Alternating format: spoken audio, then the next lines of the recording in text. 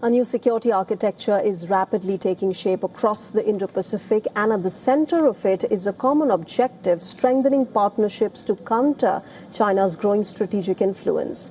The latest step comes from Prime Minister Narendra Modi's visit to Australia, remember, where New Delhi and Canberra have significantly expanded their defense and maritime cooperation.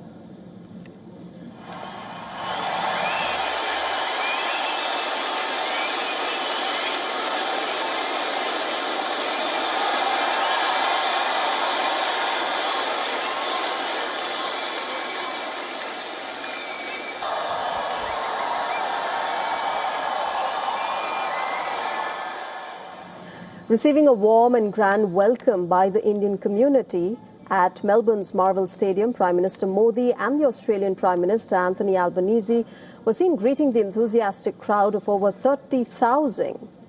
They were waving to the attendees, shaking hands and acknowledging the warm reception. The traditional owners. पिछले 12 वर्षों में मैं तीसरी बार यहां आया हूं।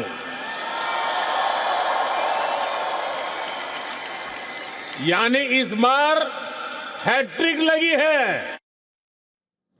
Marking another step in deepening the India-Australia strategic partnership, the Australian Prime Minister also announced the signing of an arrangement to enable uranium supplies for India's civil nuclear energy program. Now remember, the two countries also unveiled a new defense and security framework that deepens military coordination across land, sea, air, cyber and emerging domains.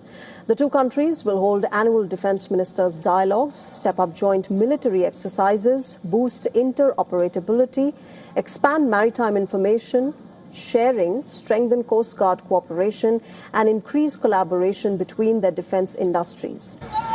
The overall message is clear. Both countries want a stronger security partnership to maintain deterrence in the Indo-Pacific. But remember, this is not an isolated development. It is part of a much wider strategic effort that countries in the region have been building over the past several months. From Australia in the east to Fiji in the Pacific, and from the Maldives, Mauritius and Seychelles across the Indian Ocean to Japan in East Asia.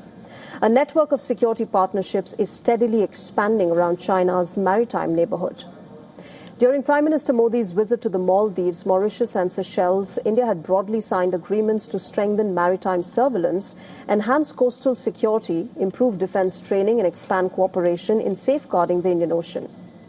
And just before leaving for Australia, Prime Minister Modi's visit to Indonesia, remember, New Delhi and Jakarta had signed a massive defense export deal for the supply of the BrahMos supersonic cruise missiles and Astra missiles, boosting New Delhi's growing defense exports and strategic footprint in Southeast Asia. India and Indonesia are also partnering on the integrated development of the Sabang port. This is situated near the entrance to the Malacca Strait. The port's location gives it considerable strategic value, boosting flow of people and commodities from India's Andaman and Nicobar Islands and provinces in Indonesia's Sumatra Island. An arrangement that would also provide India greater maritime access and presence in the Indo-Pacific.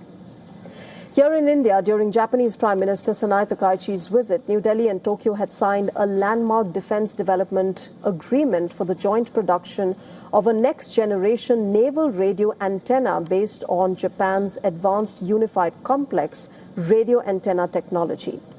An advanced stealth technology that could significantly reduce the radar signature of Indian warships, making them practically invisible and nearly impossible to spot on enemy radar. At the same time, Australia has also widened its own network. Australia and Fiji signed a landmark mutual defense agreement called the Ocean of Peace Alliance, binding both nations to assist each other in the event of an external attack. Now, this strategic move is seen as Canberra's latest effort to limit China's growing military and economic influence in the Pacific region.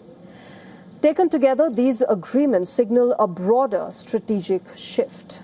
Countries across the Indo-Pacific are tightening defense cooperation, improving maritime coordination and building a collective security framework designed to maintain the regional balance of power and check China's influence.